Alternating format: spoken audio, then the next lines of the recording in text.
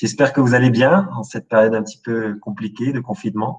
On est content, au nom de la maison d'édition Didier, moi-même, Martin Babilotte et Marie-Noël, d'être avec vous aujourd'hui, de vous accompagner pour un atelier présenté par Marie-Noël Coqueton.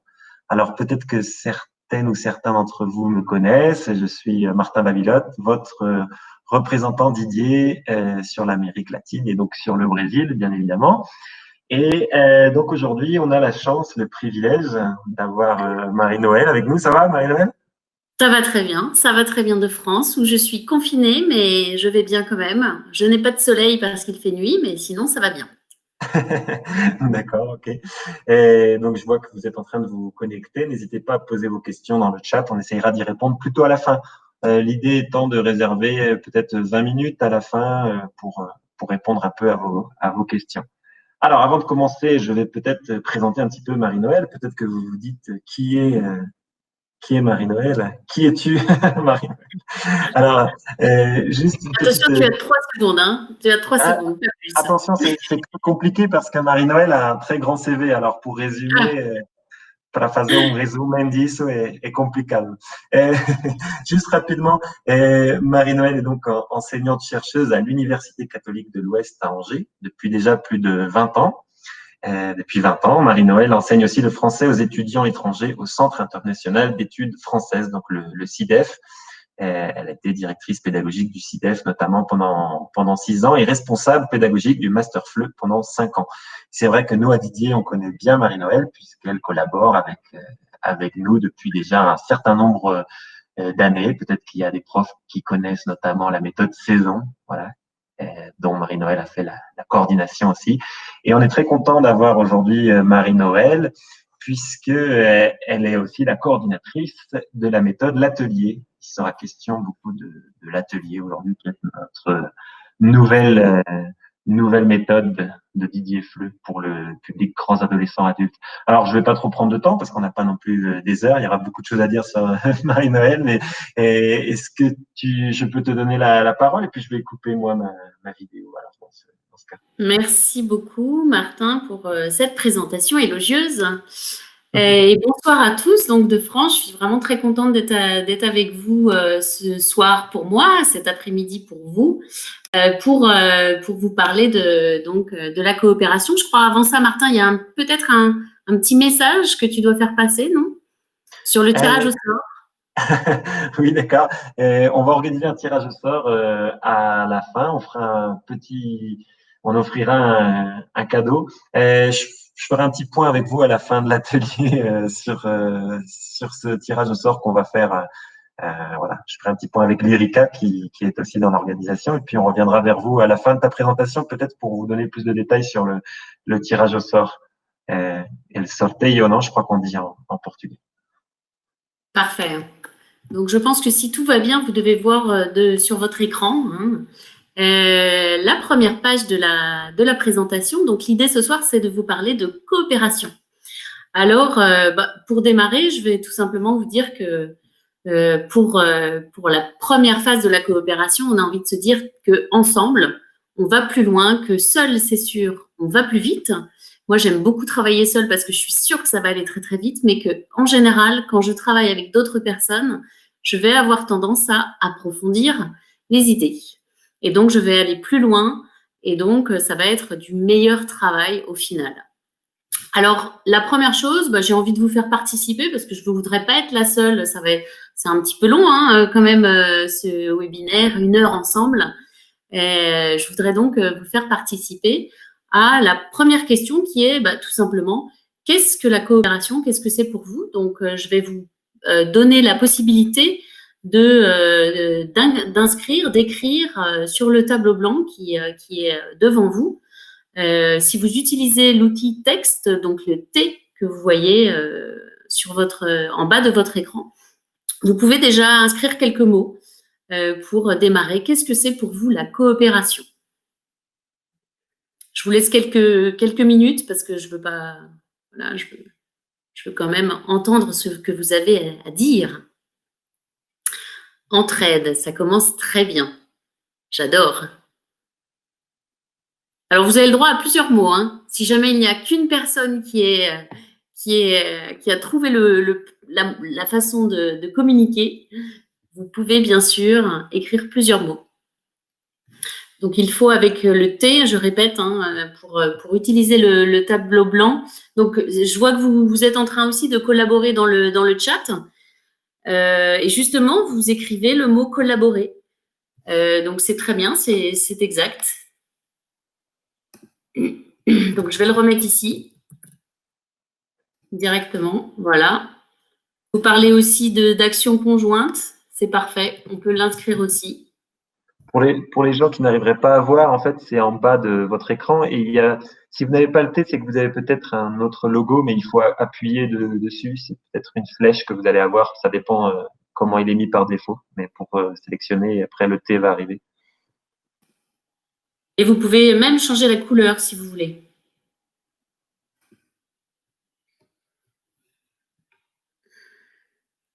Partager des tâches, super.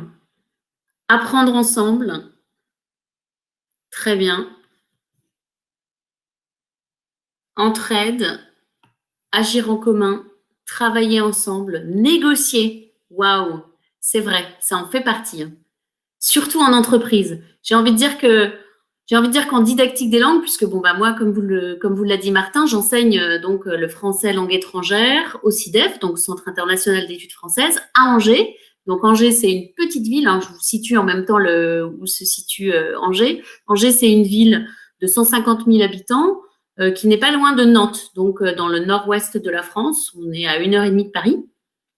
Et peut-être que négocier est un peu moins important en classe, même si ça arrive quand même de temps en temps avec les apprenants, mais j'ai envie de dire que c'est peut-être le terme que je garderai davantage pour l'entreprise. Donc, vous avez parlé d'aider les uns et les autres, d'une action conjointe, collaborer. Justement, on va exactement, c'est super, je vous remercie déjà de cette participation. Et on va revenir à la présentation pour définir ce qu'on entend par coopération. Et vous allez voir que le terme collaboration est assez proche. Alors, quand on parle de coopération, tout simplement, on peut se dire, c'est quoi la coopération? C'est l'ensemble des situations ou des personnes qui vont produire ou qui apprennent à plusieurs. Alors, dans la coopération, on a cette idée de collaboration, c'est vous qui l'avez aussi donnée. La coopération, c'est vraiment ce qui découle des pratiques d'aide, d'entraide, de tutorat et de travail en groupe. La coopération, elle est un peu entendue comme donc ce qui découle de l'entraide. Elle implique du partage de désirs et de la générosité réciproque. La collaboration, elle pointe davantage des activités de travail, le fait de travailler ensemble sur un même projet. Elle place les coopérateurs dans une relation symétrique au projet qui les unit. Avec la collaboration, il y a vraiment une idée de partage d'intérêts qui peut être à la fois solidaire ou bien égoïste. On va dire, quand on collabore, je fais quelque chose avec l'autre ou même pour l'autre parce que j'y trouve un avantage pour moi-même. Alors qu'avec la coopération, on va plutôt dire je fais quelque chose avec l'autre et pour l'autre parce que j'éprouve une satisfaction à l'idée de la satisfaction de l'autre. Donc, l'idée de coopération, elle est vraiment tournée entièrement vers l'autre, alors que la collaboration, elle est un petit peu tournée pour soi. Alors, il y a un schéma que j'aime beaucoup et que je vais vous montrer tout de suite, qui est celui de Sylvain Connac. Donc, Sylvain Connac, c'est un auteur qui a écrit un livre que je vous recommande, qui s'appelle « La coopération entre élèves ». Il a écrit ce livre en 2017. Et dans son livre, il essaye de donner une vision schématique des deux termes que sont la collaboration et la coopération. Alors, la coopération, comme on peut le voir, on est vraiment dans cette formule d'aide et de tutorat, avec cet élan de générosité. Et normalement, on va partager un même espace pour agir ensemble. L'idée, c'est par exemple, vous allez aider un de vos collègues dans la salle des profs, pourquoi pas. Et donc là, vous êtes vraiment en plein acte de générosité, c'est-à-dire que voilà, vous faites pas ça pour vous, vous faites ça parce que il ressent des difficultés à préparer son cours ou à gérer son cours et vous souhaitez tout simplement l'aider. La collaboration, c'est un petit peu différent parce qu'en fait, on va être sur un même projet. C'est-à-dire, on est réunis tous autour d'une table et puis on a un projet qui est un projet collectif, collaboratif. Et donc, on peut finalement travailler de façon individuelle. Et ce que l'un va faire et l'autre va faire et la troisième personne va faire, si on rassemble ces différentes pièces de puzzle, on va réussir à la fin à vraiment créer le puzzle, donc le projet. Donc, on a une belle différence entre collaboration là et coopération. Mais en même temps, les deux termes sont très proches puisqu'on se rend bien compte que quand on collabore ou quand on coopère, l'idée, c'est quand même de travailler en groupe. C'est-à-dire que je ne peux pas coopérer avec moi-même. Disons que ce serait génial parce que je suis toujours à peu près d'accord avec moi-même. Donc, ce serait presque trop simple. Et non, là, la collaboration ou la coopération, c'est on travaille en groupe avec ce qu'est chacun dans le groupe. Donc, tout à l'heure, on va justement parler de la notion de groupe et de ce que ça veut dire de travailler en groupe. Et puis, l'idée dans les deux termes, c'est quand même ce qui a été mis tout de suite sur le tableau blanc. Et donc, je félicite la personne qui l'a mis tout de suite. C'est cette idée d'entraide. Dans les deux termes, on veut vraiment s'entraider, soit pour agir pour quelqu'un, soit pour agir ensemble pour un même projet. Donc, ça, c'est le mot-clé des deux termes. Alors, en classe, on peut se poser la question, finalement, la coopération, à quoi ça sert? Bon, c'est un moyen tout simple pour faire participer les apprenants. C'est-à-dire que moi, si je suis en classe, je suis toute seule en train de faire mon cours, bah, finalement, c'est pas très intéressant. J'ai envie que mes apprenants, ils participent. J'ai envie qu'ils me répondent à mes questions. J'ai besoin qu'ils soient là. J'ai besoin qu'ils me posent des questions auxquelles d'ailleurs je ne m'attendais pas. C'est ça aussi qui va me faire avancer. Et donc finalement, ça va enrichir les apprentissages. Quand on met les apprenants en groupe, on a toujours des apprenants qui vont être un petit peu plus timides, et puis d'autres qui vont être très volontaires, et puis d'autres qui ne savent pas exactement comment agir. Mais chacun avec sa force, la timidité étant une force, l'action en étant une autre, on va pouvoir enrichir l'apprentissage des uns et des autres. Aussi parce que ma manière d'apprendre n'est pas la manière d'apprendre de mon voisin, ni celle de l'autre voisin, etc. Et donc, toutes ces manières d'apprendre, quand on va les mettre ensemble, on va se rendre compte que finalement, elles créent une vraie richesse, que cette richesse va pouvoir accélérer l'apprentissage. Pas accélérer dans le sens où on va gagner du temps, mais accélérer dans le sens où on va vraiment progresser en apprentissage. C'est aussi un moyen pour accorder aux apprenants finalement le plaisir de se sentir utile. Oui, parce que quand on est en classe, on peut se retrouver un peu en situation individuelle et c'est pas toujours chouette finalement. On a envie aussi d'être avec l'autre, d'aider l'autre, comme je disais tout à l'heure dans la salle des profs, on va aider son collègue, mais en classe c'est la même chose. Si j'ai un étudiant qui ne comprend pas, vous avez bien remarqué quand les élèves sont ensemble ou les apprenants sont ensemble, s'il y en a un qui n'a pas compris ce que le prof a dit, il y en a toujours un qui va traduire tout de suite pour faire comprendre. Donc ça, c'est de l'aide et ça, c'est de la coopération. C'est aussi un moyen pour autonomiser les apprenants. Alors, autonomiser, ça ne veut pas dire je laisse les apprenants tout seuls et puis ils doivent se débrouiller. Non, c'est pas du tout ça. Autonomiser, c'est l'idée de responsabiliser l'apprenant, c'est-à-dire de lui donner des tâches, de lui donner des rôles, de lui donner des temps d'action pour le faire participer à son apprentissage. C'est-à-dire que ce n'est pas un apprenant qui va être passif, c'est un apprenant qui va être actif et qui va se rendre compte que, effectivement, pour apprendre, il a un rôle à jouer. Ce n'est pas seulement la transmission de l'enseignant qui va être vraiment indispensable, c'est plutôt lui, ce qu'il va faire de cet enseignement et comment il va construire lui-même son apprentissage. Donc, c'est vraiment une responsabilisation qui est très importante, surtout aujourd'hui, parce qu'on est dans un monde où, on est tous responsables de nos actes, on le sait bien, on l'entend beaucoup pour ce qui est, par exemple, du développement durable, de l'écologie, etc. C'est la même chose en classe. On a une sorte d'apprentissage coopératif dans l'idée de responsabiliser chacun pour que chacun participe à la construction de l'apprentissage collectif. Alors, pour résumer, je souhaiterais vous montrer une vidéo qui n'a pas été faite par moi-même, mais que j'aime bien utiliser parce que je la trouve assez simple de compréhension. Donc voilà, je vais vous passer la vidéo et puis je vais un petit peu m'effacer. La coopération en classe. La coopération est l'action de participer, avec une ou plusieurs personnes, à une œuvre ou à une action commune.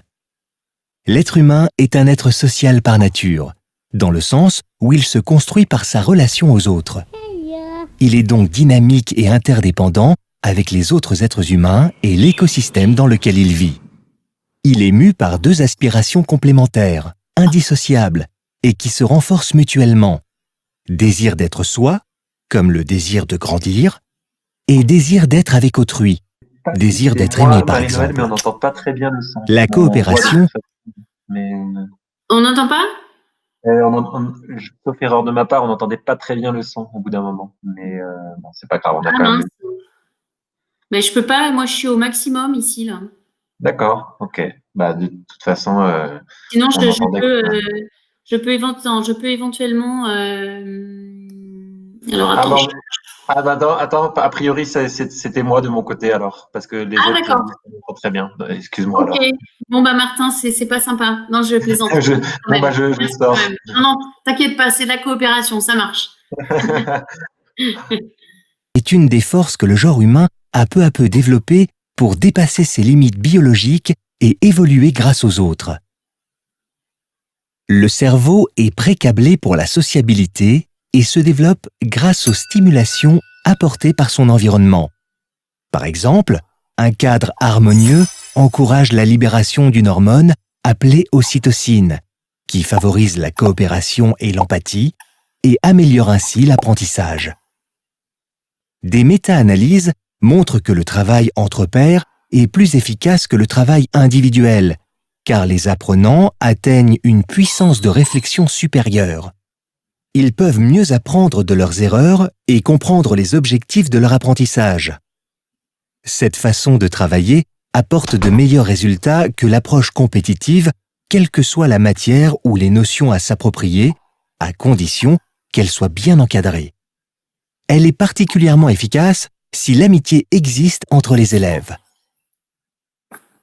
Chaque élève apprend d'autant plus au sein d'un groupe dont le but est de résoudre un problème complexe, en confrontant ses représentations et en communiquant.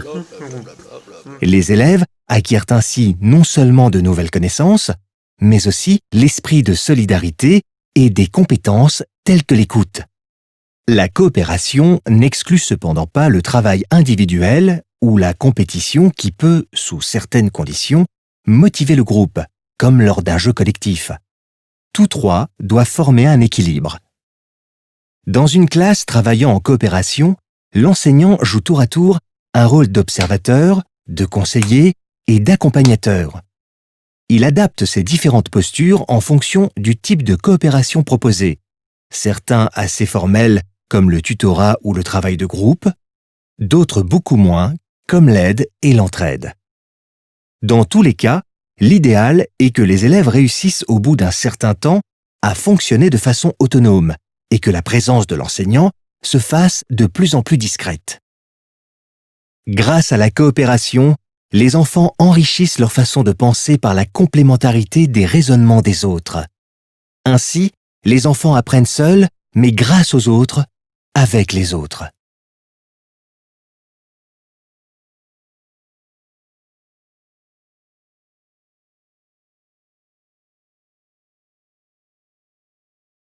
Alors voilà pour la petite vidéo que je voulais vous montrer sur la coopération.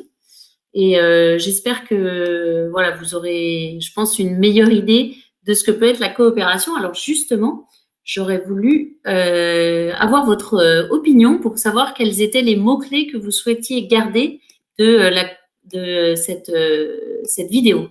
Alors, j'essaye d'effacer mon tableau ou de créer un nouveau tableau, mais en fait, alors, tac, tac, tac. Comment est-ce qu'on efface son tableau? Tiens, ça, je ne sais pas. Ah, je peux défaire, voilà, je vais défaire. Hop, je défais. Donc, l'idée, c'est un petit peu comme tout à l'heure, c'est que vous me disiez, en fait, c'est pareil, j'arrive pas à vous partager mon... C'est bizarre qu'il met... Alors, attendez, je recommence. J'aurais voulu que vous collaboriez, mais je ne peux pas... Vous ne pouvez pas écrire parce que ça ne veut pas... Vous ne pouvez pas collaborer. Eh bien, c'est pas grave, je vais peut-être vous laisser la parole, en fait. Voilà. Il faut savoir changer de... rapidement. Donc, la question, c'est que retenir de cette vidéo? Alors, vous pouvez écrire sur le chat, tout à fait. On apprend mieux quand on enseigne.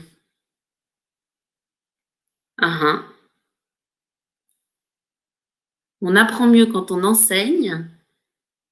Et je crois qu'on enseigne mieux quand on apprend aussi. J'aurais tendance à dire qu'on peut dire les deux choses. C'est-à-dire que moi, je vais vous donner un exemple. En ce moment, j'apprends le tennis. Et j'ai beaucoup de mal. Je ne vais pas me cacher. J'ai beaucoup de mal et je trouve que, par contre, ça m'aide beaucoup justement à enseigner et à me dire, tiens, c'est pas parce que en théorie, j'ai compris les gestes à faire que finalement, j'arrive à les faire. Donc voilà, c'était pour retourner on apprend mieux quand on enseigne et on enseigne mieux quand on apprend. Donc coopérer, donc quand on collabore, on apprend mieux de nos erreurs.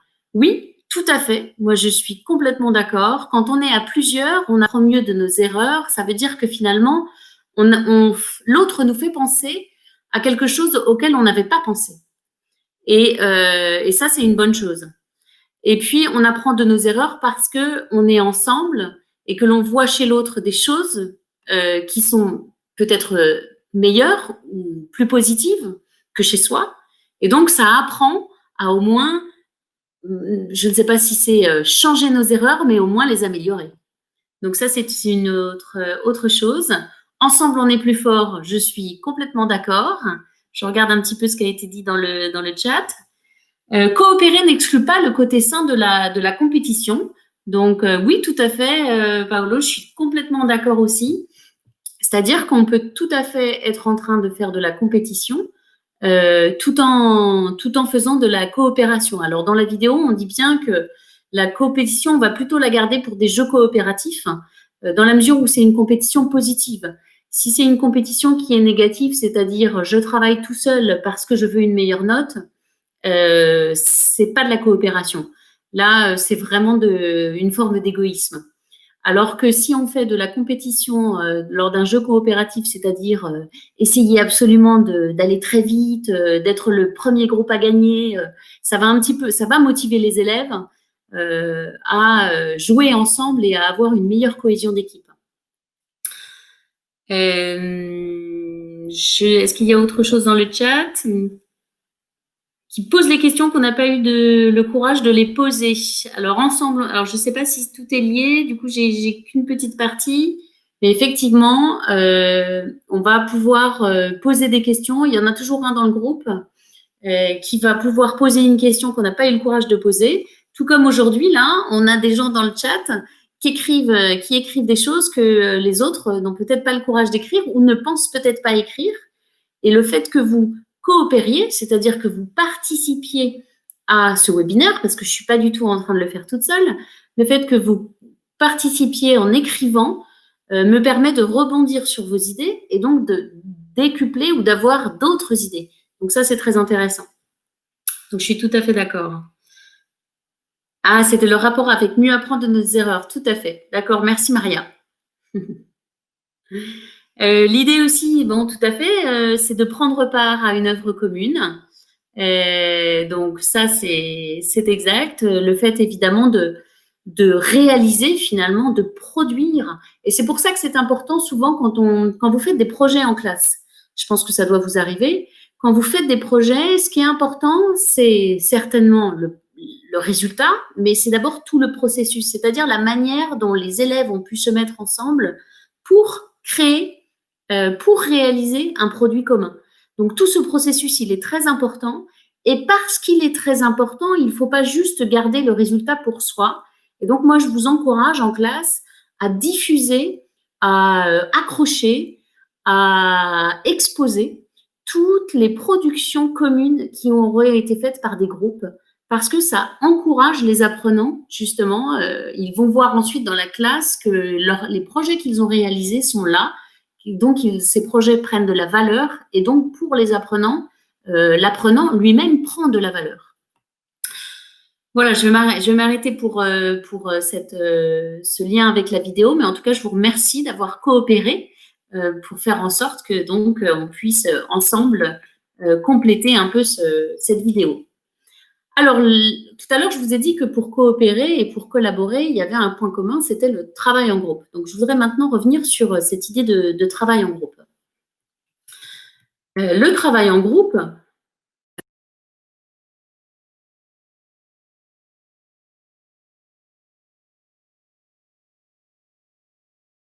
sont l'idée d'être ensemble, c'est-à-dire d'avoir des relations plurielles d'échange sans ou quasi sans l'autorité de l'adulte. Si vous vous souvenez de la vidéo, tout à l'heure, on a dit que l'enseignant allait quelque part se faire de plus en plus discret. Ben, c'est ça, c'est-à-dire que quand on travaille en groupe, on va avoir presque plus l'autorité de l'adulte, et donc le groupe se sent beaucoup plus libre pour continuer son travail. Quelquefois, je ne sais pas si ça vous arrive, moi ça m'arrive, j'ai envie d'aller voir ce qui se passe dans les groupes. Donc je me balade, et puis en fait, je sens bien que mes apprenants, ils me regardent, déjà ils se disent qu'est-ce qu'elle vient faire, pourquoi elle nous observe, qu'est-ce qu'elle vient écouter, est-ce qu'elle veut nous corriger, et donc je me dis bon, ok, quand je vois leur tête, tout de suite je pense d'accord, là il faut que je m'éloigne, il faut que je prenne de la distance parce qu'ils ont besoin d'être ensemble. Le travail en groupe, c'est quoi aussi? Selon Barlow, c'est un lieu, un moyen de faire des acquisitions intellectuelles. Le travail en groupe, c'est déjà un lieu, c'est-à-dire un espace. C'est-à-dire que dans votre classe, quand vous mettez les apprenants en groupe, vous allez créer comme des espèces d'îlots où on va avoir des mini-groupes de 3, 4. Alors, la majorité du temps, on dit qu'il faut entre 4 et 6 personnes pour que le groupe soit vraiment dans une bonne relation de coopération. Mais on va dire que de 3 à 6 personnes, au-delà de 6 personnes, voilà, ça devient un grand groupe et c'est un petit peu compliqué. Mais on a déjà cet espace qui se forme et c'est comme une sorte de territoire où on a des élèves qui vont pouvoir déjà organiser leur table, organiser leurs chaises, organiser leur îlot avec le matériel dont ils ont besoin. Donc ça, c'est important parce que c'est une création d'espace. Parce qu'à l'intérieur de cet espace, on va acquérir des connaissances tout simplement et on va pouvoir partager des connaissances. C'est pour ça qu'on parle d'acquisition intellectuelle. Le travail de groupe se définit aussi par la production commune, vous l'avez dit tout à l'heure, ce qu'on doit réaliser et ce qui est réalisé. Alors que le travail en groupe, donc là on a une distinction entre le travail de groupe, hein, vous voyez sur l'écran qu'il y a bien du gras qui est mis là, le travail de groupe, c'est la production que l'on doit réaliser. Le travail en groupe, c'est les apprentissages individuels, c'est-à-dire ce qui va se réfléchir, ce que l'on doit penser pour aller vers une réalisation commune. Et comme on l'a dit tout à l'heure, ensemble, on va plus loin, donc finalement, on peut dire que l'union fait la force. Alors, dans les différentes approches qui existent concernant la coopération, on a le concept de cooperative learning qui est traduit en fait par Roulier et Oden par pédagogie coopérative. La coopération dans cette pédagogie coopérative, elle est déclinée en apprentissage coopératif. Et cet apprentissage coopératif, il s'appuie sur 5 grandes caractéristiques ou 5 grands principes organisateurs. Alors, il y a déjà les interactions simultanées. C'est-à-dire que dans le cadre de tâches bien définies, on va interagir avec d'autres personnes dans l'objectif de verbaliser de façon constructive. Il y a la deuxième caractéristique qui concerne l'interdépendance positive. Le succès finalement d'un individu va augmenter les chances de succès des autres individus. Et là, du coup, si on revient à l'idée de compétition, on va avoir une interdépendance négative quand justement ça doit amener à de la compétition, puisqu'on sera dans une forme égoïste et non plus dans un réel partage et donc dans une réelle interdépendance. La troisième caractéristique, c'est la responsabilisation. Alors cette responsabilisation, on en a parlé tout à l'heure, quand j'ai parlé de l'autonomie, elle peut être individuelle, ça veut dire je suis responsable de mon travail, je suis responsable de mes apprentissages, mais elle peut être aussi collective. Je suis responsable de la production du groupe, je suis responsable du climat dans le groupe, et je suis responsable d'être médiateur dans ce groupe. La coopération, bon, je pourrais pas en parler aujourd'hui parce qu'il faudrait une autre conférence, mais elle est beaucoup en ce moment évoquée dans l'idée de médiation. Vous savez que en 2018, le cadre européen commun de référence pour les langues a publié un volume complémentaire sur la médiation, notamment la médiation. Et donc, dans cette idée de médiation, on a bien l'idée qu'on va, dans les groupes, mettre en place des médiateurs qui pourront être là pour favoriser le climat, pour veiller à ce que chacun participe, pour donner la parole aux uns et aux autres, pour stimuler les échanges, pour valoriser les idées des uns et des autres, pour essayer aussi de gérer un conflit quand il y a un conflit dans le groupe. Ça, c'est de la responsabilisation. Une autre caractéristique, ce sont les habiletés coopératives, qui sont en soi des objets d'apprentissage. C'est-à-dire, est-ce que je suis capable de coopérer? Est-ce que je suis capable de travailler en équipe? C'est une vraie compétence. Et puis, la dernière caractéristique, c'est la réflexion critique. C'est-à-dire l'idée de dire à l'autre, tu sais, ce que tu dis là, ça m'intéresse, mais tu crois pas que... Enfin, moi, je pensais peut-être que... En fait, voilà, on rajoute des idées, on amende, on ajuste, on améliore, on critique, mais toujours dans l'idée de construire ensemble. Et donc ça, c'est la réflexion critique. Donc ça, cette pédagogie coopérative, c'est l'organisation d'un partage de tâches qui est donc après séparé en responsabilités individuelles et d'interdépendance. Et donc, c'est important ce partage de tâches par rapport à, bien sûr, les élèves, par rapport à leur intellectuel, par rapport à, bien sûr, toutes les compétences qu'ils vont pouvoir développer. En fait, dans cette pédagogie coopérative, chaque membre va faire en sorte que le groupe ait du succès. Et chacun doit apporter sa juste contribution. Donc, on doit avoir des membres qui vont s'encourager, qui vont s'aider réciproquement à apprendre, qui vont louer les succès des uns et des autres, qui vont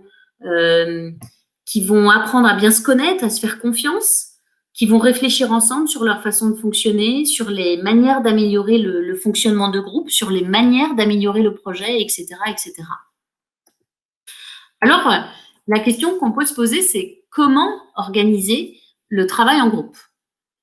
Je pense que vous avez l'habitude de le faire en classe, mais on va revoir certains points pour être sûr qu'on ait le même langage ce soir, ou cet après-midi pour vous. Alors, comment organiser le travail en groupe? La première chose, c'est effectivement de constituer des groupes. Donc, comme je vous l'ai dit tout à l'heure, ce qui est important, c'est de constituer un groupe entre 3 et 6 membres. Souvent, on dit entre 4 et 6. Moi, j'ai tendance à dire que 3, c'est déjà pas mal pour démarrer. Au-delà de 6, donc ça fera trop de bruit. Donc, il vaut mieux rester en dessous de 6. Et donc, pour constituer ces groupes, on peut faire appel à différentes procédures. On peut constituer des groupes parce que ce sont des groupes de besoins. Des groupes de besoins, c'est-à-dire les gens ont besoin de travailler ensemble pour des raisons, ça peut être notamment des raisons d'apprentissage. Ils vont faire le même travail, ils vont travailler sur le même projet, et donc on va tout simplement constituer ces groupes-là de cette façon-là. On peut constituer des groupes en laissant les élèves s'associer par affinité. Donc, certains s'entendent très bien, on va les laisser se mettre ensemble. On peut constituer des groupes en regroupant les élèves en fonction de critères précis. Donc, on peut décider qu'on voudrait dans un groupe à la fois des hommes et des femmes. On peut décider qu'on veut dans un groupe des élèves qui ont un niveau avancé, d'autres qui ont un niveau plus faible. Et justement, on va faire un groupe pour que les uns portent les autres ou soient moteurs pour les autres.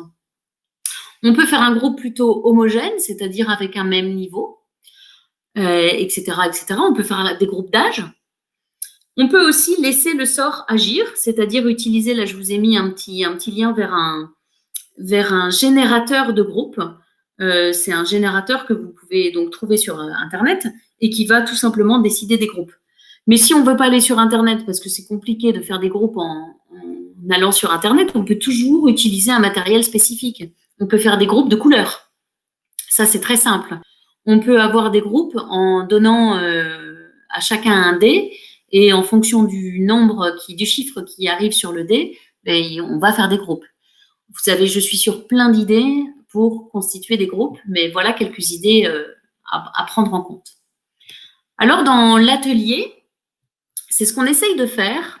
Vous voyez un petit peu, c'est ce qu'on essaye de faire en fait dans l'atelier. Donc l'atelier, c'est la méthode que nous sommes en train, avec les éditions Didier et une équipe d'auteurs, nous sommes en train de finir, puisqu'on est en train tout juste de finir le niveau B2 que je vous présente là. Vous avez une présentation en avant-première, je dirais, de l'unité 0, car il y a une unité 0 dans cet atelier B2.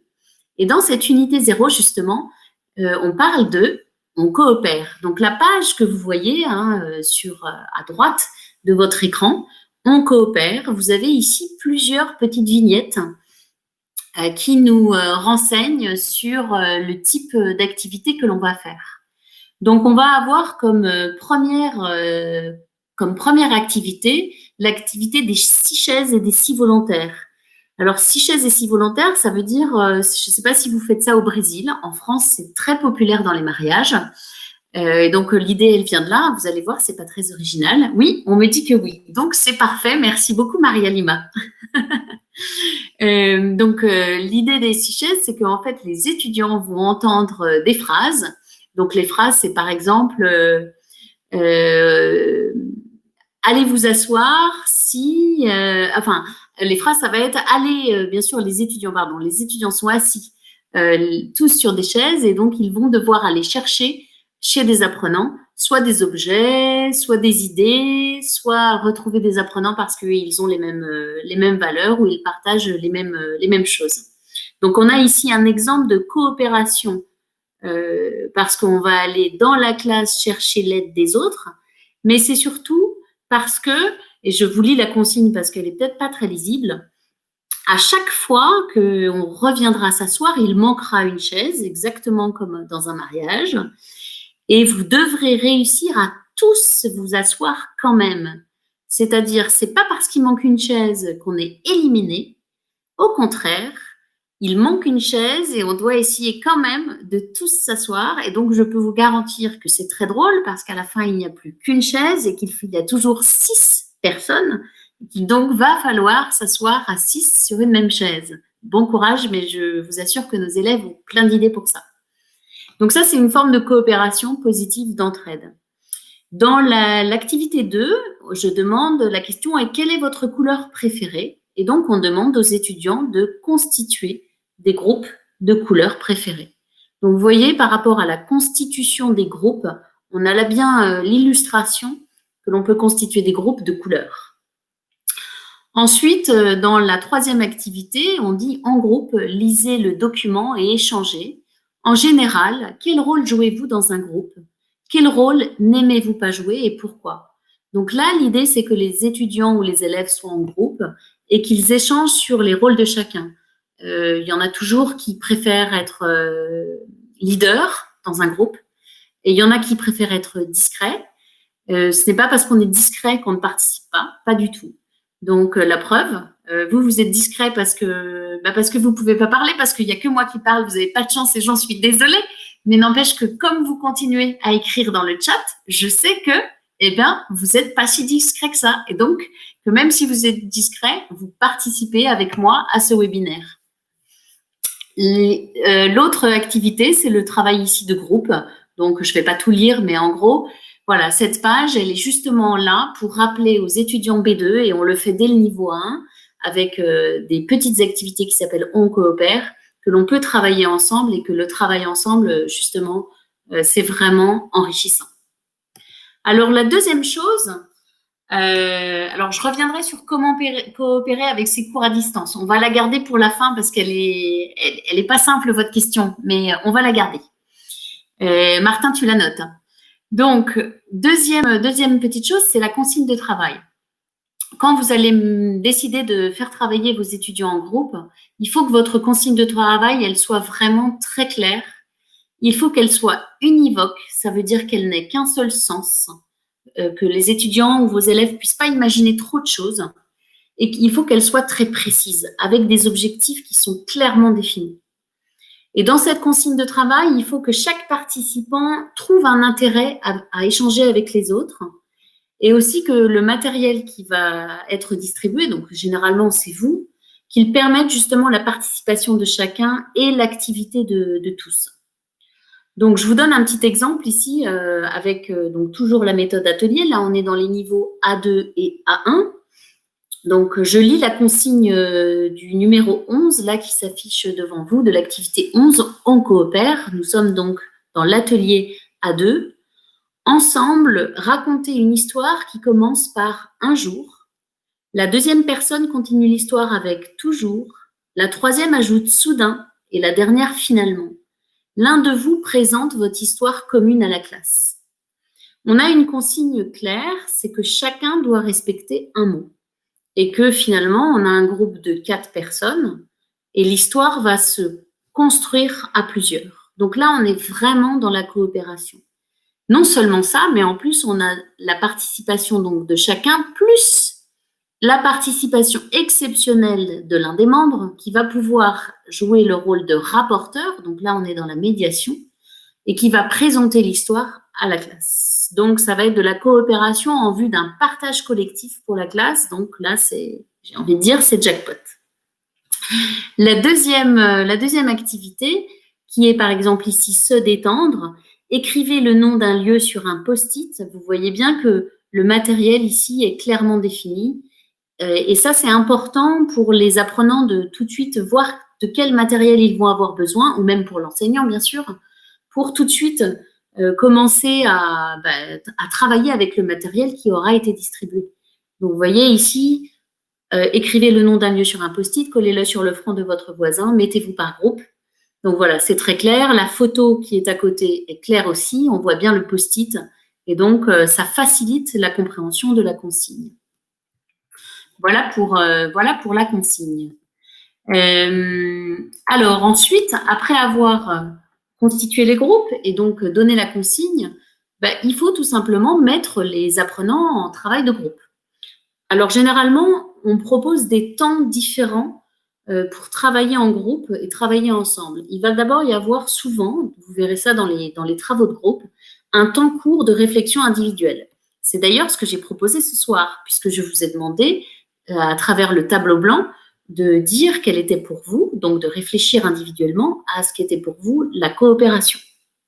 Ensuite, on a un temps de travail en groupe. Alors malheureusement, ce soir, on n'a pas prévu un atelier où vous pourriez tous travailler et puis voilà, on se retrouverait après, mais ce serait pas mal quand même pour une prochaine fois. Donc on va laisser les étudiants et les apprenants travailler en groupe. Une fois qu'ils auront travaillé en groupe, on va demander un temps de synthèse. Synthèse non seulement à l'intérieur du groupe, c'est-à-dire que finalement, il y ait comme une espèce de secrétaire qui prennent des notes et qui, à la fin du temps de groupe, et ça généralement on oublie, nous les enseignants, on oublie de laisser ce temps-là, qu'il y ait un secrétaire qui fasse un mini temps de synthèse pour voir si tout le groupe est d'accord sur ce qu'on vient de faire comme travail, sur ce qu'on vient de réaliser et sur ce qu'on doit faire si jamais le travail en groupe n'est pas encore fini. Ensuite, il va y avoir une conclusion. La conclusion, elle peut se faire avec l'enseignant.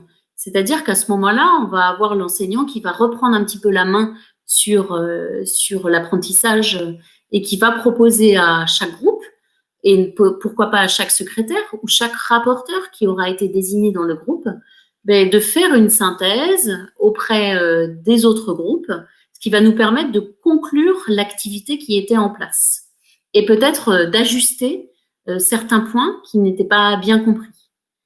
Et puis, ce qu'il faudrait, idéalement, et là, c'est pas simple, c'est de proposer une évaluation interne du fonctionnement de chaque groupe. Alors ça, généralement, on l'oublie complètement et pourtant, cette phase, elle est importante. C'est-à-dire, voilà, on a travaillé ensemble, c'est ce qu'on fait ce soir aussi. Voilà, on est en train de travailler ensemble et donc, il faut voir si ça vous plaît, si ça vous a plu. Est-ce que le fonctionnement était idéal? Est-ce que le temps qu'on s'est laissé, c'était bien? Est-ce que chacun avait un rôle qui était défini et qui était clair? Comment on s'est senti dans ce groupe? Donc ça, c'est important. Moi, j'avoue que je vais vous dire tout de suite, mon grand défaut, c'est celui-là, c'est le point 5. Quand je fais énormément travailler les étudiants en groupe et je laisse moins de place à l'évaluation interne du fonctionnement de chaque groupe, qui est pourtant importante parce que ça permet à chaque élève de se situer et de dire, voilà, là, moi, je me suis pas sentie à l'aise parce que finalement, on m'a pas laissé le temps de participation, ou je me suis pas sentie bien parce que j'ai eu l'impression que j'avais pas une tâche assez complète à faire, etc. Donc, ne pas oublier, ne pas faire comme moi et y penser. Alors, dans l'atelier, c'est justement ce qu'on propose. On a notamment dans l'atelier, là, je prends l'exemple de l'atelier A2, où on a une page, une pleine double page, qui est consacrée à la lecture d'un texte ou d'un document écrit. Donc, vous voyez à gauche de la situation 3, on est dans un objectif communication qui est identifier une émotion. Et là, on a un document écrit, une infographie. Et donc, les étudiants vont devoir lire ce document. Donc, parfois, ce sont des extraits de romans, d'autres fois, ce sont des articles, mais c'est toujours une pleine page de documents écrits. C'est vraiment de la compréhension écrite. Et puis, si vous regardez à droite, j'ai entouré, c'est pas comme ça dans le livre, c'est-à-dire que c'est pas entouré dans le livre, mais moi, je me suis permis pour ce soir d'entourer les 3 parties que l'on voit, qui expliquent, qui illustrent un petit peu ce que je viens de dire par rapport à justement les étapes du travail en groupe. La première étape, c'est je découvre seul. Donc, c'est ce travail individuel de réflexion qui, ici, donc l'apprenant va être amené à découvrir la compréhension, le texte écrit, donc l'infographie. Il va être amené à mieux la comprendre pour se préparer à travailler en groupe. Parce qu'il faut savoir qu'on a beaucoup d'apprenants qui ont un petit peu peur de travailler dans des groupes parce qu'ils se sentent justement un petit peu discrets, un petit peu timides, ou bien parce qu'ils pensent qu'ils n'ont pas le même niveau que les autres, notamment quand on met des groupes qui sont hétérogènes. Donc, c'est bien de laisser un temps de préparation en amont pour qu'on soit sûr qu'ils soient plus à l'aise ensuite. Une fois qu'on a justement ce temps de découverte individuelle, on va pouvoir travailler en groupe. Donc, c'est le deuxième point que vous voyez, la deuxième activité, travailler en groupe. Et là, ensemble, ils vont pouvoir aller plus loin sur la compréhension de l'article. Et non seulement ils vont aller plus loin dans la compréhension, donc c'est l'activité 2A, mais ensuite, ils vont pouvoir discuter ensemble et choisir ensemble, finalement, ce qui illustre au mieux le document. Donc, c'est l'activité 2B. Et ensuite, surtout, ils vont pouvoir échanger. Et donc, ça, c'est la 2C, ce que vous voyez là, échanger. Et vous, que faites-vous quand vous ressentez du stress, de la colère ou de la tristesse? Et donc là, on est sûr qu'on remplit complètement l'objectif communicatif de la page qui était identifier une émotion. Mais ce qui est bien, c'est qu'on laisse le temps aux apprenants de discuter entre eux sans pour autant discuter du document. C'est le document qui aura été déclencheur, mais pour le reste, ils discutent d'eux-mêmes. Et donc ça, c'est très, très important aussi pour le travail de groupe, de laisser la place à la personnalité de l'apprenant. Et puis, la 3e partie, qui s'appelle l'activité 3, là, on coopère en classe. Donc là, on est dans un groupe classe, on n'est plus dans des petits groupes. Mais là, on va résumer ce qui a été vu. Donc, c'est cette idée de synthèse, faire une synthèse. On va écrire ensemble et puis on va échanger, c'est-à-dire conclure finalement pour produire un document commun. Donc là, échangeons, sélectionnons 10 idées et créons le podcast qui s'appelle « Le bonheur au quotidien ». Donc voilà, tout ce travail, toute cette activité, ce temps qui aura été divisé un peu en 3 parties, donc le travail individuel, le travail en groupe et puis le travail de la classe, et qui va permettre une plus riche coopération. Hop, je passe à la diapo suivante car je voulais vous montrer cet exemple d'évaluation où je ne suis pas très forte. Il est bon, en tant qu'enseignant, de reconnaître aussi ses petits défauts. Alors, ici, donc, c'est toujours cette évaluation qui est issue de l'ouvrage de Sylvain Connac. Il met des exemples, mais ce soir, j'ai choisi d'en laisser un seul. Donc ici, vous voyez que le groupe va recevoir en fait cette toile vierge, donc c'est cette espèce d'araignée, et chaque groupe, enfin chaque personne finalement va se positionner sur chacune des branches. Alors si on regarde les branches, vous avez est-ce qu'il y a la participation de tous, la gestion du temps, les apprentissages, est-ce qu'on a réalisé la consigne, est-ce qu'on a bien écouté, est-ce qu'on s'est bien entendu, est-ce que c'était assez calme, est-ce qu'on a bien confronté les idées. Donc là, on peut laisser soit le groupe évaluer ensemble et du coup discuter, soit chaque membre du groupe relier bien sûr les branches en fonction de son ressenti à lui.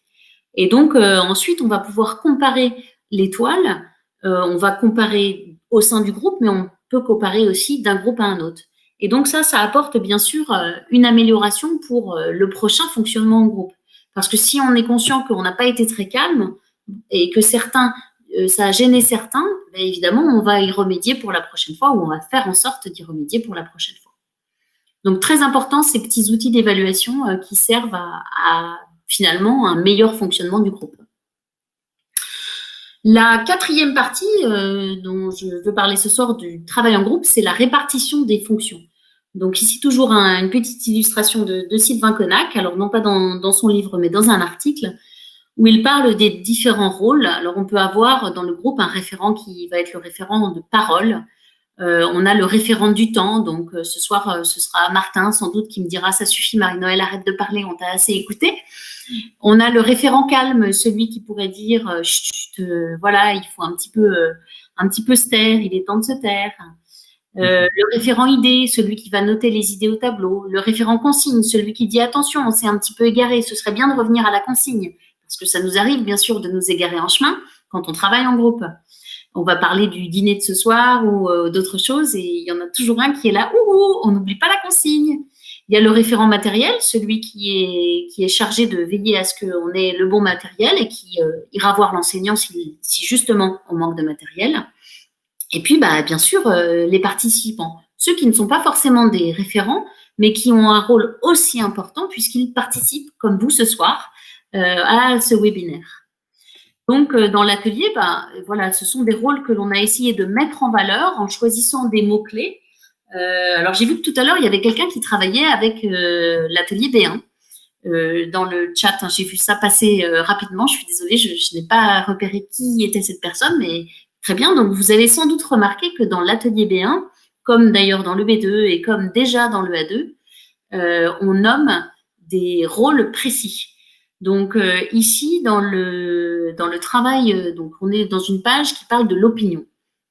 Donc c'est une page où en fait on va dans l'atelier B1 essayer de travailler sur l'argumentation, donner son opinion, donner son avis. Et donc dans chaque unité, on a une page dédiée à l'opinion dans laquelle on va reprendre les opinions qui ont été découvertes à la fois dans les documents de compréhension orale et dans ceux de compréhension écrite. Donc, par exemple, ici, on a des opinions toutes faites qui sont, par exemple, la curiosité est un vilain défaut, il est possible d'apprendre sans en avoir l'air, répondre aux questions de l'enfant permet d'entretenir sa curiosité, etc. Ce sont des opinions que l'on a déjà rencontrées dans les documents. Et donc, on va faire travailler les étudiants, comme vous repérez, en 3 étapes, encore une fois, seuls, en groupe ou en classe. Et lorsqu'ils travaillent en groupe, eh bien, ici, on va avoir des rôles qui vont être attribués. Donc, je vais lire la consigne parce que je ne sais pas à quel point vous voyez bien et je ne peux pas agrandir parce que c'est un PDF. Et donc, je lis la consigne. Formez des groupes de 6 personnes pour discuter sur une opinion tirée au sort. L'un d'entre vous organise la discussion. C'est le modérateur. il attribue un domaine d'expertise et un rôle à chacun. Et donc ensuite, on nomme les rôles et les domaines d'expertise. Mais on a bien ici une personne qui va organiser la discussion, c'est le modérateur. Et c'est lui qui est chargé donc d'attribuer les rôles à chacun. Donc ça, c'est important parce qu'on va déjà dans le groupe donner des rôles, attribuer des rôles aux participants du groupe. Un autre exemple, sur une autre page de l'opinion, où vous voyez bien que l'on a cette fois-ci un rapporteur. Donc, c'est dans l'activité 2, on décrit « Regroupez-vous par opinion partagée et nommez un rapporteur. Discutez de ce que vous avez écrit, exprimez votre approbation, pardon. Et ensuite, dans l'activité 3, on dit « En classe, le rapporteur a 5 minutes pour rapporter à la classe le contenu de la discussion de l'activité 2. » Donc voilà, on a vraiment eu du travail de groupe et du travail en groupe. Et puis après, si le travail il reste juste pour le groupe, évidemment, ça ne va pas servir à la classe. Donc, il est nécessaire d'avoir un rapporteur qui va pouvoir rendre compte à la classe de ce qui a été échangé pour enrichir toujours l'apprentissage de la classe. Alors, pour terminer, je voudrais un petit peu parler de la place de l'enseignant dans ce travail de groupe. Pas toujours facile de trouver sa place, et donc je vais vous faire voter. Alors, j'espère que ça va fonctionner. Hop. Tac, tac, tac. Est-ce que ça va fonctionner? Non, ça m'a pas l'air. J'ai 0%, mais j'ai pas ma question qui apparaît. Comment ça se fait? Ah si, voilà. Ah, je me disais, c'est bizarre. Alors, elle défile les questions. Je ne sais pas si vous les voyez. Quel est votre profil d'enseignant? Est-ce que vous êtes plutôt du genre à beaucoup parler? Est-ce que vous êtes plutôt du genre à laisser les élèves participer? Est-ce que vous êtes plutôt du genre à vous effacer pour laisser les élèves travailler en groupe? Donc, je pense que vous avez la possibilité de répondre. Je vois que des gens déjà sont en train de répondre. Je constate par ailleurs qu'il y a 35 participants ce soir.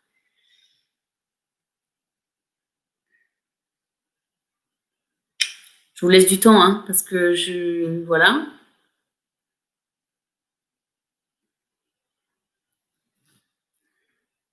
Vous avez le droit de donner de réponses, mais bon, je crois que c'est un choix unique. Ce serait mieux pour être sûr quand même.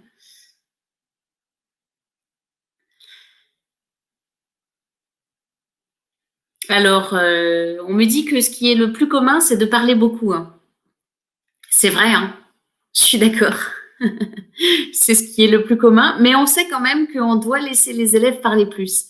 Ce qui est bien, c'est qu'on est conscient. Et ça, c'est essentiel. Donc, ça va parce que je me rends compte qu'on n'est quand même pas trop du genre à beaucoup parler. On est plutôt du genre à laisser les élèves participer. Donc, ça veut dire qu'on va réussir en classe à trouver un équilibre entre notre propre participation et la participation des élèves.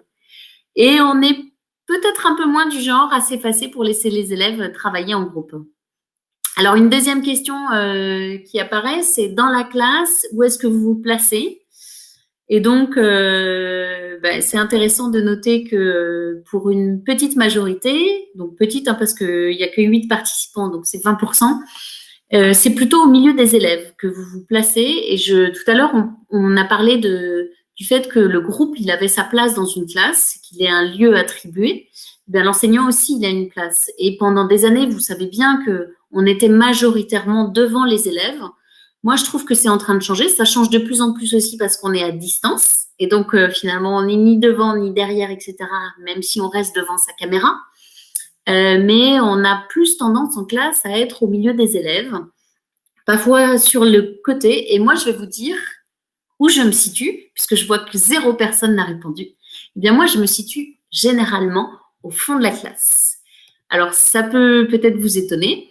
Mais voilà l'idée, c'est que je suis au fond de la classe et je laisse vraiment les apprenants travailler ensemble, être face au tableau qui généralement diffuse le manuel numérique, venir entourer des choses au tableau, etc. Et j'essaye de les laisser le plus possible être ceux qui sont actifs par rapport à l'apprentissage. Alors, je reviens. Donc, quel était votre profil d'apprenant? Donc ça, nous avons répondu à cette petite question. Alors, justement, par rapport à la place de l'enseignant, donc pour revenir, bon, il faut évidemment prévoir le matériel, on en a parlé. Il faut donner la consigne à l'oral et répondre aux questions si nécessaire. Il faut bien sûr noter la consigne quand on peut l'avoir, c'est-à-dire que normalement, elle est dans le livre. On va aussi la donner à l'oral pour l'expliciter. On va former des groupes. On va laisser les apprenants travailler. Notre petit rôle, c'est éventuellement rappeler au calme, si c'est nécessaire. Rappeler aussi le temps, c'est-à-dire, voilà, vous avez 20 minutes, attention, il reste 5 minutes. Et pendant ce temps-là, ce qui est important, c'est d'observer et prendre des notes, c'est-à-dire de circuler dans la classe tout en restant au fond de temps en temps et de prendre des notes, c'est-à-dire d'essayer d'observer comment le groupe fonctionne et ce qui ne fonctionne pas pour essayer d'améliorer le fonctionnement une prochaine fois. Parce que tout comme tout à l'heure, on a dit que l'apprenant allait s'évaluer au niveau de son fonctionnement en groupe, il faut aussi que l'enseignant puisse évaluer finalement la manière dont les groupes fonctionnent. Donc, c'est vraiment important de prendre des notes pour améliorer le travail de groupe. Et puis ensuite, on va accompagner la synthèse, c'est-à-dire accompagner le rapporteur qui va faire sa synthèse et conclure comme je le disais tout à l'heure, en peut-être ajustant, si c'est nécessaire, ce qui a été dit. Alors, un petit exemple de fiche d'observation du travail de groupe qui est issu des cahiers pédagogiques. Donc, on peut se poser des questions comme le groupe se met-il tout de suite au travail? Comment sont les échanges? Comment se passe la prise de parole? Est-ce que tout le monde participe? Est-ce que tout le monde s'exprime? Est-ce que les réponses, elles viennent de tout le monde ou elles viennent d'une seule personne? Est-ce que l'animateur, celui qui devait gérer le temps, a réussi à justement gérer ce temps? Donc, ça peut être des exemples de questions qui peuvent vous aider à observer le travail en groupe. Dans l'atelier, pour vous aider, on a aussi constitué dans le guide pédagogique des fiches pratiques. Et donc, dans cette fiche pratique qui est issue du guide pratique du niveau A2, on vous parle justement de comment composer le travail de groupe. Et par rapport à la place de l'enseignant, on dit que l'enseignant rappelle les objectifs, qu'il indique le temps qui est imparti à l'activité et qu'il reste autant que possible en retrait. C'est-à-dire qu'il laisse vraiment la place au groupe. Mais après, bien sûr, après l'activité, l'enseignant, c'est le point 4, il doit à la fois débriefer sur l'activité, présenter des solutions, ou du moins présenter les bonnes réponses si elles n'ont pas été trouvées, et remercier le groupe parce que chaque groupe, en fait, il est important que chaque groupe participe. Alors, dernier petit écran dernière petite partie pour cette présentation. Je voulais juste évoquer rapidement les jeux coopératifs. Donc, par rapport aux jeux coopératifs, il faut savoir que l'activité doit présenter un défi. Elle doit être stimulante. De la même façon qu'une activité normale, les consignes doivent être claires et elles doivent être simples au possible. On doit avoir des échanges et des gestes coopératifs entre les partenaires. Et le principe d'un jeu coopératif, et c'est pour ça que tout à l'heure je vous ai parlé de celui des 6 chaises, c'est que tout le monde doit s'amuser. On doit surtout s'amuser. C'est-à-dire que dans la coopération, ce qui est essentiel, dans le jeu coopératif, certes, l'apprentissage est essentiel, mais le loisir, l'idée que l'on partage un bon moment ensemble est très important. Personne ne doit être éliminé. Personne ne doit avoir d'habileté spécifique. Si c'est de la compétition, ça doit rester une compétition positive, c'est-à-dire vraiment pas égoïste, et que chacun trouve sa place pour vraiment avoir un meilleur temps ensemble. Alors, un petit exemple qui vient de l'atelier B2, donc ça encore en avant-première, un exemple d'activité pour renforcer l'esprit d'équipe. Ici, un document qui est proposé dans une des unités, l'unité 6, c'est justement le Marshmallow Challenge. Alors, je ne sais pas si vous avez déjà joué à ce challenge, mais je peux vous dire que ça fonctionne très bien. Donc ici, vous voyez le document, c'est 18 minutes pour construire. Qu'est-ce qu'il faut construire? Il faut construire la structure la plus haute possible et qu'elle soit autoportante, sachant que vous disposez d'un matériel spécifique. Vous disposez de 20 spaghettis, vous disposez de scotch, de ficelle et d'un marshmallow qu'il faudra mettre tout en haut de la tour. Donc ça, c'est… bon, là, ici, c'est un document, bien sûr, mais si vous voyez bien l'activité qui est proposée, on propose d'échanger sur ce document parce qu'on est dans l'objectif communicatif qui est renforcer l'esprit d'équipe. Et on vous propose, lors de la pause, de préparer le matériel et de relever le défi. Et donc ça, c'est une activité en classe à faire. C'est drôle, amusant. Certains auront des très bonnes idées, d'autres de moins bonnes. Et vous allez voir que les tours vont être très différentes et que les spaghettis se cassent finalement. Et pour illustrer, parce que l'atelier B2 n'est pas sorti, donc je n'ai pas encore testé cette activité en classe. Je l'ai testé avec des collègues, donc je sais que ça fonctionne, mais je l'ai surtout testé, et ce sera pour finir cette présentation de ce soir. Je l'ai testé à la maison pendant le confinement avec mon mari que vous voyez ici et mes enfants. Et donc, vous voyez que chacun a sa méthode, soit pour manger le marshmallow à la fin, c'est ma fille par exemple à droite, mais soit pour construire et être fier de son œuvre, ce sont les garçons à gauche qui ont construit leur petit tour. Ils ont entre-temps cassé beaucoup de spaghettis, il faut quand même le dire. Mais voilà pour donner un petit exemple de coopération. Bien, je vous remercie de votre attention. Il est chez moi 21h07, ça veut dire que chez vous, il est 17h, il est 5h07. On a le temps pour des questions. Et donc, j'espère que Martin, tu as des questions à me… Alors, vous avez parlé de coopération à distance, c'est peut-être la première question que j'ai vue là à travers le chat. T'es d'accord, Martin, avec cette question? Oui, en fait, c'est la question qui est revenue le plus souvent sur le chat, la question et la coopération, oui, mais à distance, comment on peut le faire? Alors, la coopération à distance, pour moi, elle est tout à fait faisable. Là, on était dans un format webinaire, donc il est vrai que j'ai beaucoup parlé.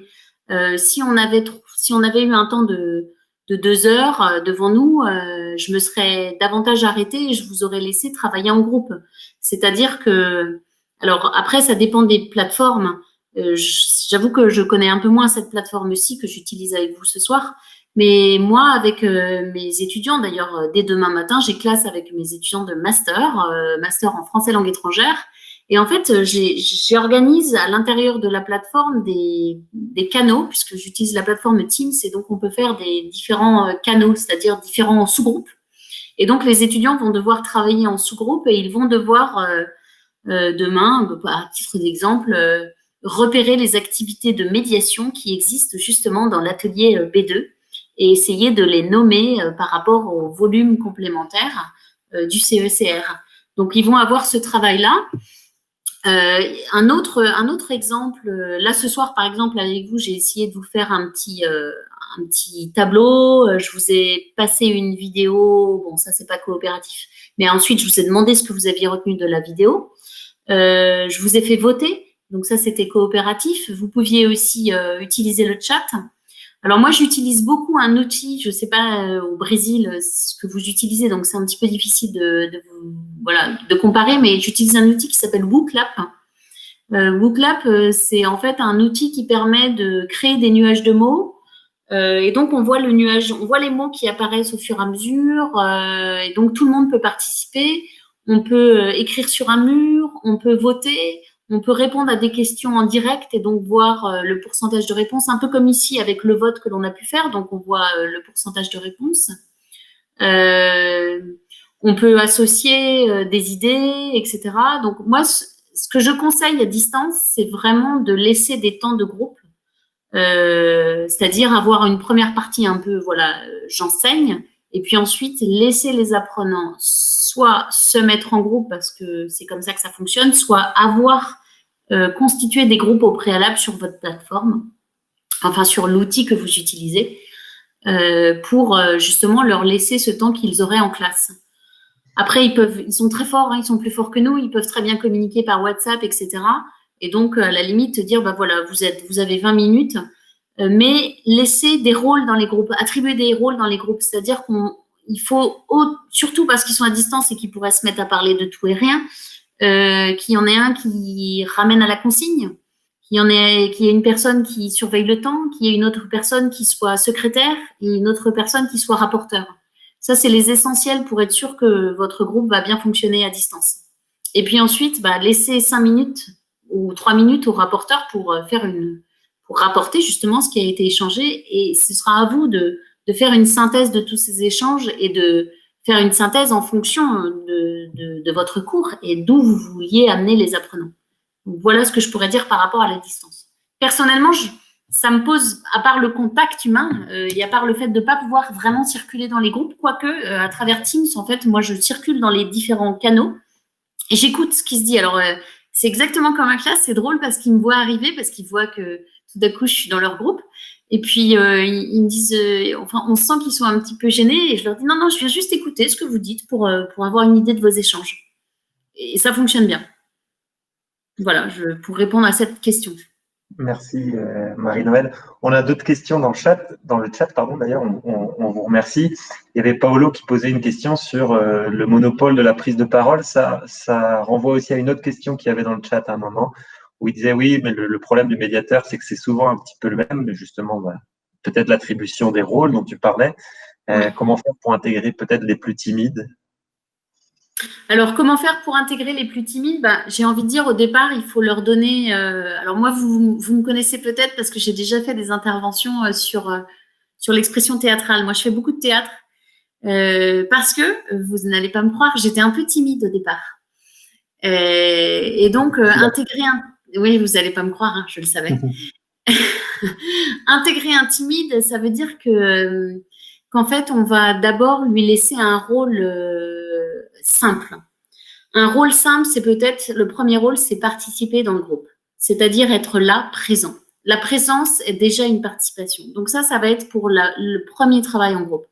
Et puis le deuxième travail en groupe, on va demander à ce que cette personne un peu timide, elle prenne des notes. Juste prendre des notes pour les donner au rapporteur. Ce ne sera pas lui le rapporteur, il va les donner au rapporteur qui pourra lui rapporter. Mais déjà, la personne aura pris des notes.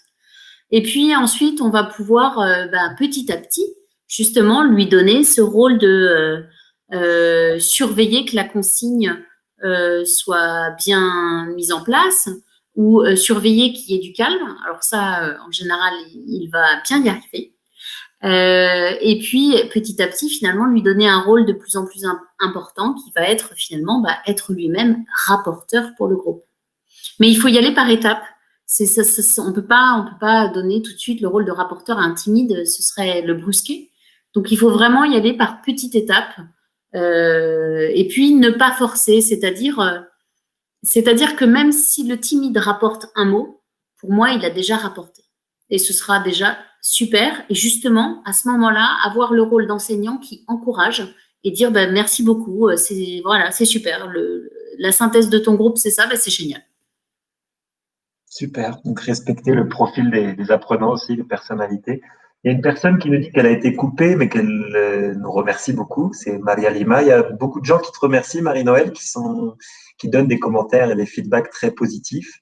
Voilà, très intéressant, nous dit Maria Lima. Simon qui nous dit merci beaucoup, Marie-Noëlle. Donc, tout le monde a l'air enchanté. N'hésitez pas, il nous reste encore quelques minutes si vous avez des questions à poser sur la coopération, sur la médiation. Il y a une personne tout à l'heure qui te posait une question, qui demandait si la médiation était quelque chose de nouveau.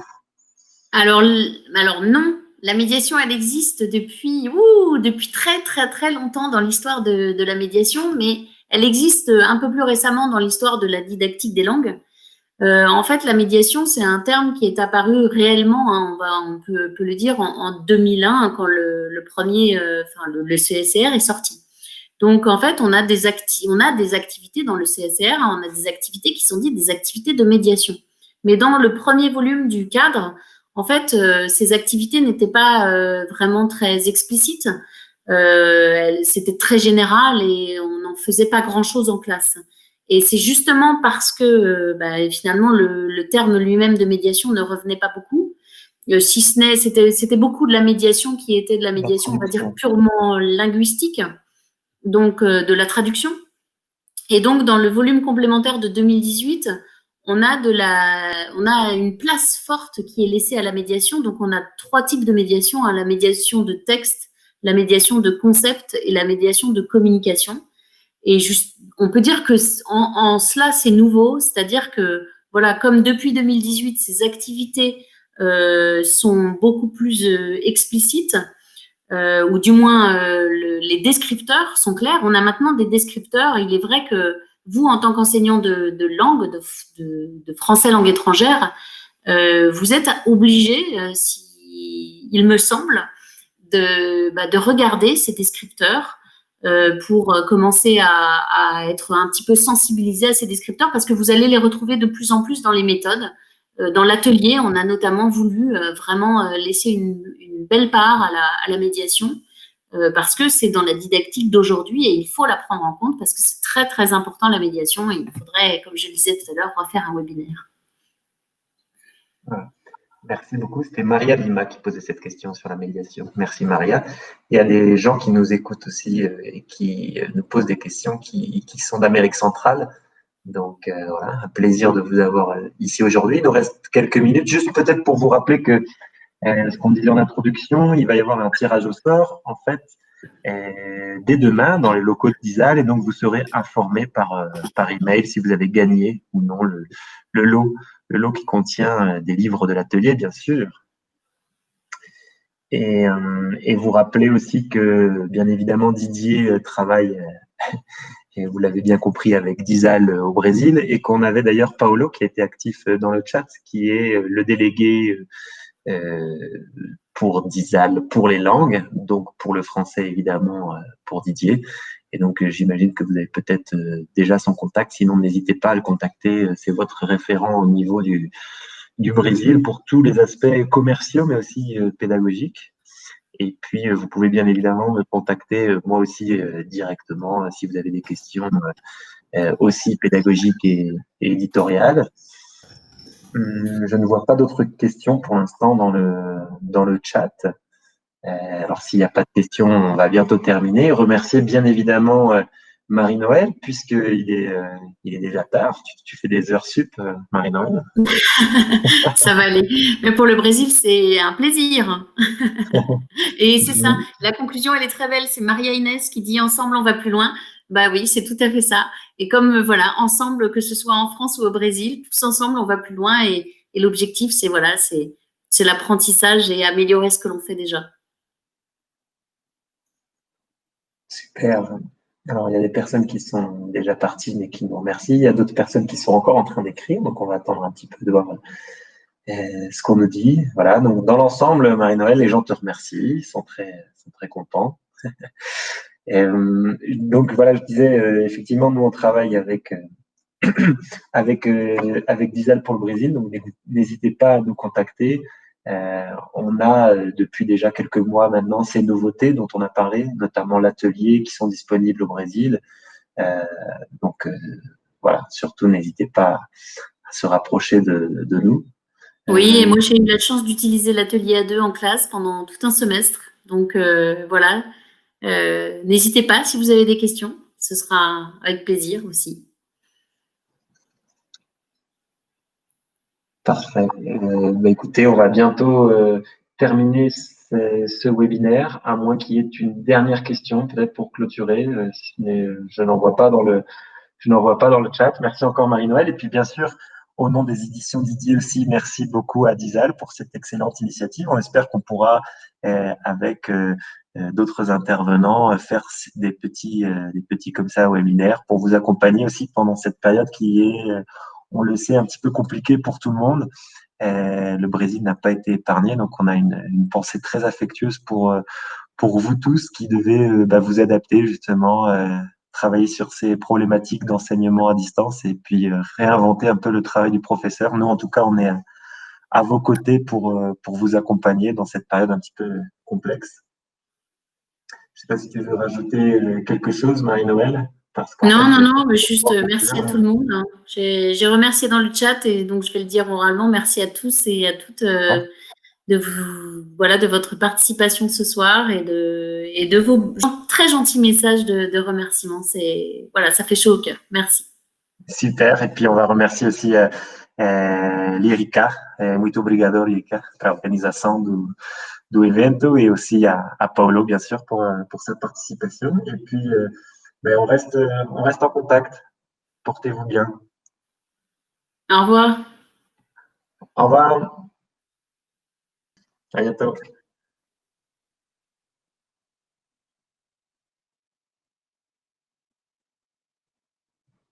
Et là, la question, c'est comment on éteint? Je ne sais pas. Et pour terminer, comme sur tes notes dans l'atelier.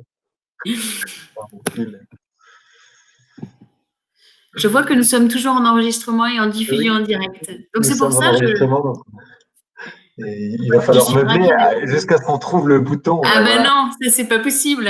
Attends. Lirica, talvez pode nos ajudar, né? Para terminar o evento. En fait, on est les deux, on découvre